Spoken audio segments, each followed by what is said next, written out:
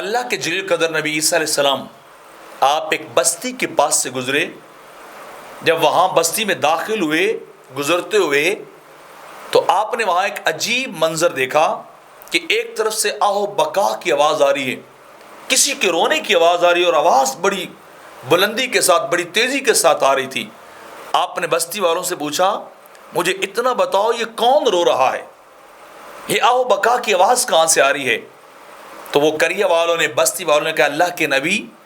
یہ ہمارے ساتھ ایک پہاڑ ہے, جب سے ہم یہاں آباد ہوئے یہ پہاڑ روتا رہتا ہے, یہ رونے کی آواز یہ آہ و بکا کی آواز اس پہاڑ سے آتی ہے, لیکن ہم نہیں جانتے کہ یہ پہاڑ کیوں روتا ہے. تو آپ اس پہاڑ کے قریب گئے اور اللہ رب العزت کی بارگاہ سے عرض کی کہ باری تعالیٰ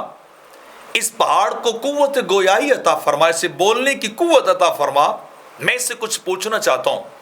تو اللہ رب العزت نے انہیں اس پہاڑ کو عیسیٰ علیہ السلام کی دعا کے طفیل بولنے کی طاقت اور قوت عطا فرمائی. تو آپ نے پوچھا ہے پہاڑ بتا تو کیوں روتا ہے؟ تو اس پہاڑ نے جواباً عرض کی حضور میں اس لیے روتا ہوں کہ مجھ سے پتھر کاٹ کر بت بنائے گئے ہیں, کچھ مورتیاں گھڑی گئی ہیں میرے حصے کاٹ کر, اور لوگ ان کے اللہ کو چھوڑ کر عبادت کرتے ہیں, سجدہ ریز ہوتے ہیں. تو میں ڈرتا ہوں کہ کہیں اس وجہ سے مجھے عذاب نہ ہو, کہیں اس وجہ سے مجھے جہنم کے اندر نہ ڈال دیے جائے, کیونکہ قرآن کے اندر بھی اللہ رب العزت فرماتا فاتقوا النار التی وقودها الناس والحجارہ, اس آگ سے ڈرو جس کا ایندھن اللہ نے انسانوں اور پتھروں کو بنایا ہے. تو وہ پتھر روتا تھا, آہ و بکا کرتا تھا, اللہ کی بارگاہ میں اپنی عرض معروض پیش کرتا تھا کہ باری تعالیٰ میرا قصور نہیں ہے,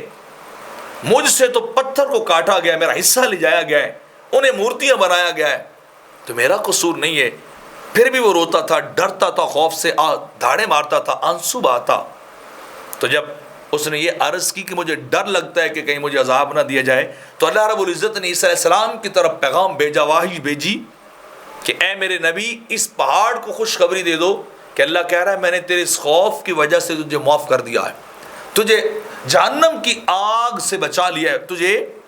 جہنم کی تپش اور آگ سے اپنی پناہ ملی ہے, تجھے نہیں ڈرنا چاہیے. تو عیسیٰ علیہ السلام بڑے روئے, فرمانے لگے یہ پہاڑوں کا عالم ہے, پتھروں کا حال یہ ہے, اللہ کے خوف سے روتے. ایک ضعیف اور بالکل چھوٹے سے وجود والے انسان کو کیا ہو گیا کہ وہ اللہ کی بارگاہ میں اپنے گناہوں پہ روتا بھی نہیں, اپنی خطاؤں کی معافی بھی نہیں مانگتا, اپنے گناہوں کے لیے اللہ کی بارگاہ میں رو رو کے التجا بھی نہیں کرتا, معافی بھی نہیں مانگتا. جب پہاڑ روتے ہیں ڈر کے تو انسان کو تو زیادہ رونا چاہیے, زیادہ معافی مانگنی چاہیے. اس کا تو وجود ہی تھوڑا سا ہے, بڑا نرم و نازک بدن اس کا, جب وہ نہیں برداشت کر سکتے اللہ کے عذاب کو تو ابن آدم کیسے برداشت کر سکے گا؟